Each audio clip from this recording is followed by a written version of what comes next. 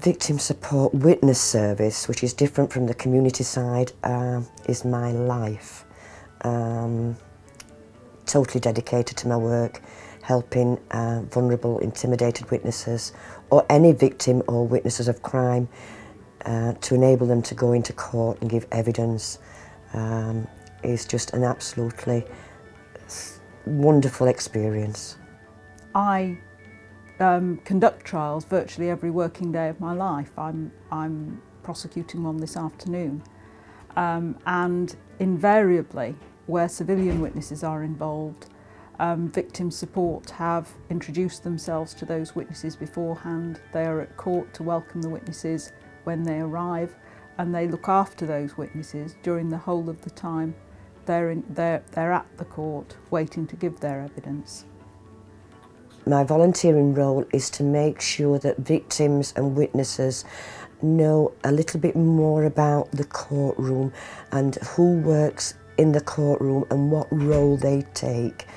Also to support vulnerable witnesses in court itself, particularly of domestic violence, which is it's rather a bit daunting. I've got only praise for Pauline, just the nature, the warmth that she gives to the victims and witnesses that she sees. She's just, if we could bottle what Pauline had and sell it, would be very rich, and we wouldn't worry about funding. As I said, I could pinpoint the one with the domestic violence, where yes, things got on top of her in the witness room when she'd read a statement. It all came back, the emotions came back. And yes, she did a runner, and as quick as I could, I ran after her, and on the Tesco Bridge, managed to coax her back, slow but sure. I've also dealt with a lot of juveniles over the year, which I find quite rewarding. A lot of racial work. I mean, it doesn't matter what age, sex, gender, faith, whatever. You know, everybody is an individual. Either victims or witnesses, it's not an easy position to be in, and she looks after them, and she makes them feel better about the whole experience.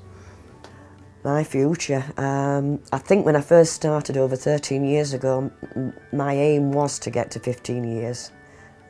Obviously I hope and pray I do. I just see me going on and on and on. The work is very, very important to me, very important.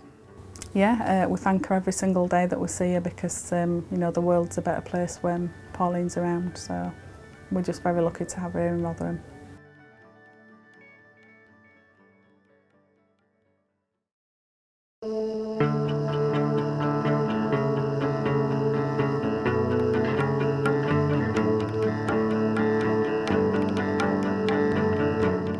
I'm a carer.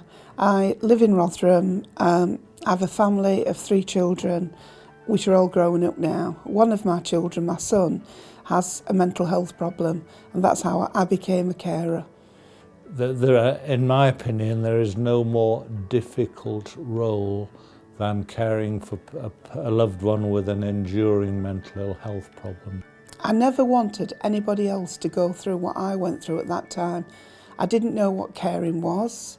At 41 years old, I'd started to look after my father. My son became ill, and I didn't know how to get into the services. I didn't know what they did. I didn't have any support for about 8 months. She founded an organisation in Rotherham called C4C, Carers for Carers, whose main objective is to advocate in all sorts of ways to meet carer needs. We all had lives before caring. We did a job. Why were we being treated like this? So that's when Carers for Carers was set up. I've known Diana in her role as coordinator of C4C and many other carer support groups here in Rotherham. And I've seen her grow really in that role. I've seen her move through taking her own personal experience and using that to support and enable others. In the last 18 years, I've cared for 4 people. I'm going to start crying, so don't get me going. But I lost my husband in May, and I looked after him After he'd had a stroke, but he didn't tell people he'd had one. He had a massive heart attack and dropped dead in May.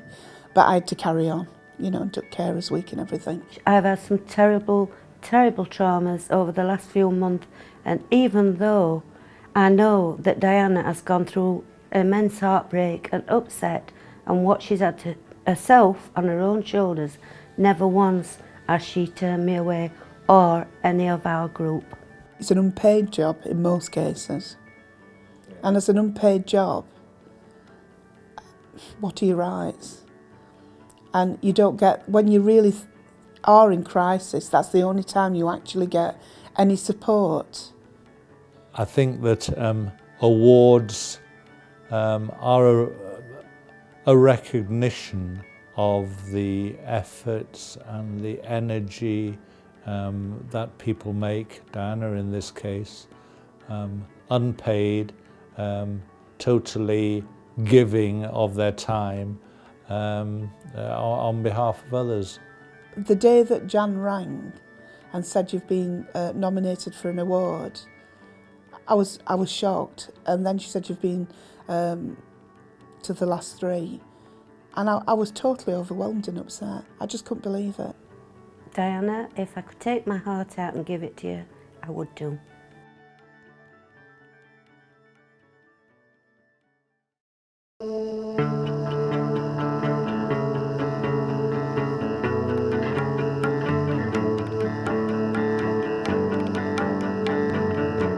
Jane's involvement really began in 2004, where she joined the group. She has a disabled child herself, Alana, and she, you know, always very passionate to contribute and help us to develop sort of opportunities for disabled children and young people. It's only a small group. There's only 6 of us, and we're all unpaid volunteers, which sometimes is a bit difficult because we've got our own lives to lead. We've got our own families to look after. 2 of the ladies in the group, they have got disabled children themselves, and also the husbands are not so well at the moment, so they've got terrible personal strains. She's spotted no end of opportunities over the years for us, submitted bids, chased people, you know, been a real terrier sort of trying to get information out of people to support bids. What people don't realise is that how difficult it can be for the young person with disabilities to access what they like to do, what they want to do, and what they have a right to do actually. Jane's key attributes really are a huge commitment to trying to address really an injustice. What Time for Play has recently been doing is actually funding what you call the REACH Summer Scheme. REACH is an organisation through the local authority that actually provide a day service for 18 plus with young people with disabilities.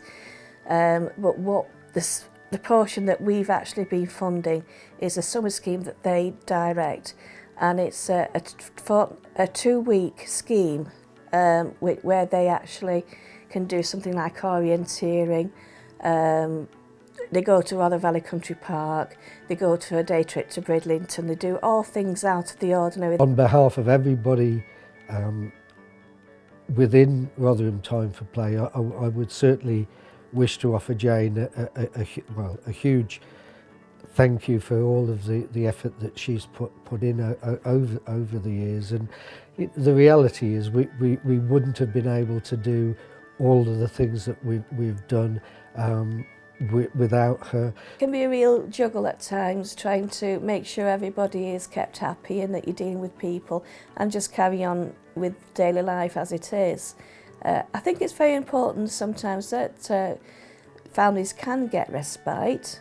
I do enjoy volunteering. It's difficult finding the time sometimes, and you've got to juggle a little bit, but I actually get something out of it, and that may sound a little bit selfish, me getting something out of it as well as other people. But I think when you see the end results, you just get on a high itself.